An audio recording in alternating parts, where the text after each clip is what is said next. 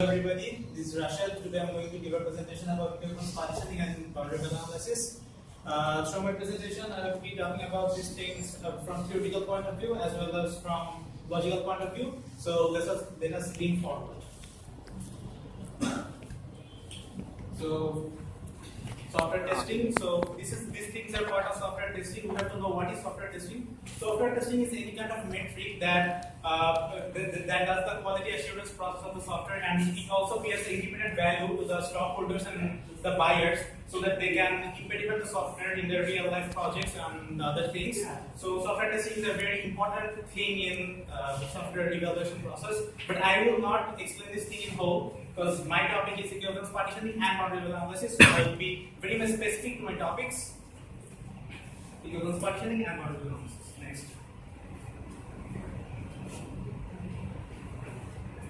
Okay, what is equivalence partitioning? You have to know that equivalence partitioning is a process which divides a set of test conditions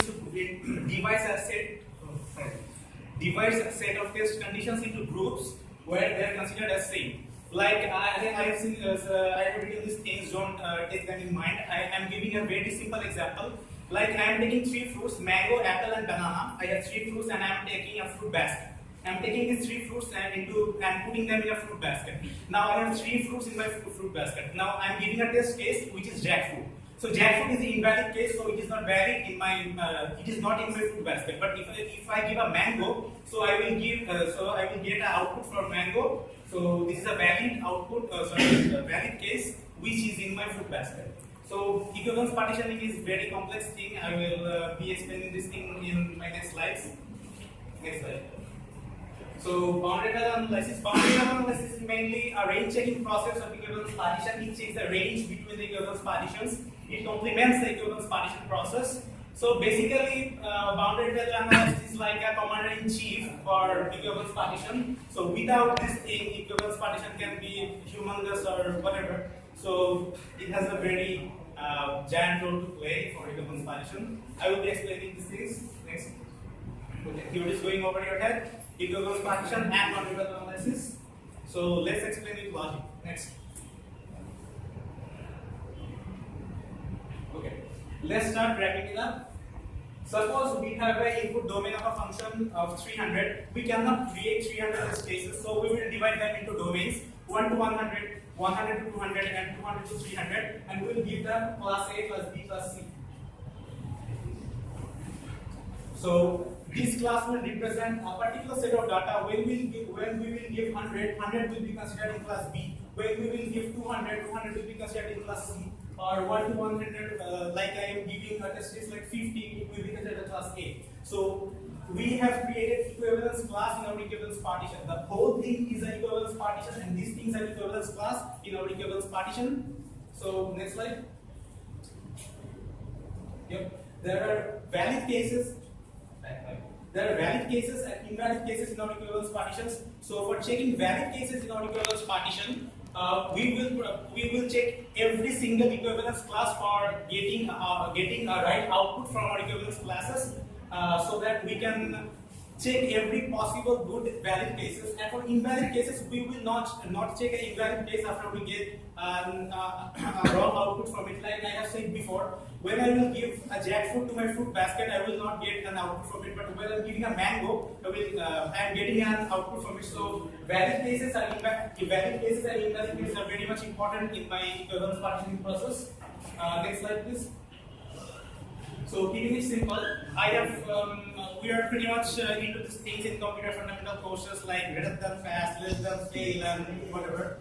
So I have taken a test case 1, 5, 2, 6, 3, 7, 4, 7. Like if a student gets greater than 80, he will pass, or if he gets less than 80, he will fail. So I have taken test cases. If he gets greater than 80, he will pass. 1, 5, 2, 6, less than 80, fail. 3, 7. Now error message. 4, 7, screen error message. So next slide. So I have shown this thing in this slide. Results. Next slide. Next please. So I have shown this thing here.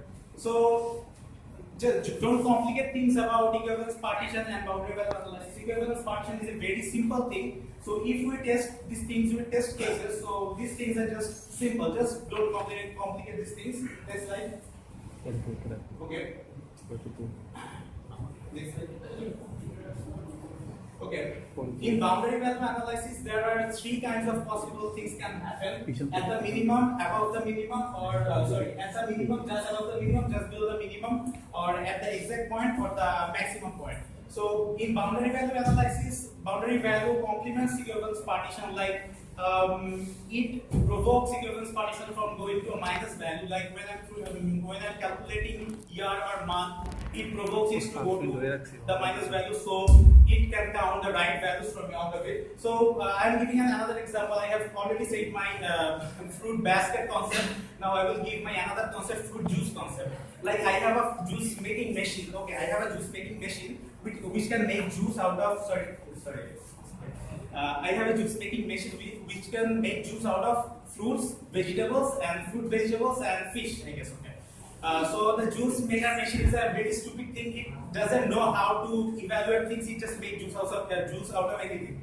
So I want a particular thing, a fruit juice out of it. So I will make a sensor and put into the juice maker machine. So it will sense fruits and make juice out of it. So here my machine is the equivalence partition process, and the sensor is my boundary value analysis. So even if you forget these things from theoretical area and blah blah blah whatever, never forget the fruit juice and fruit basket concept, and you will never forget equivalence partition and boundary value analysis. Please next slide. Okay. Next slide. Okay, I have shown here a real-time example of boundary value analysis. 1 less than day less than 31, 4 less than month less than 12, 1 less than year less than 2012. So in this year, can I get your yeah. So in here I have concentrated to the month 6 month, which is June. By concentrating on June, I have calculated the months and years of particular year from 1812 to 2012. So I am not explaining this thing here because whatever I have said in my past slides, you will just complicate things and forget everything. Just remember my fruit juice and fruit bucket concept, and you will never forget these things. So I will just not explain these things. Is it recording? Okay, like this. Okay. So so that was it. Hope it was good. And before I finish, I'd like just like to say, even if you forget these things from theoretical point of view, I'm very much sure and pretty much sure my fruit juice and fruit basket will be creating a raster image inside your empty vessels of your mind when you will be presenting before your audience. And I hope that you will never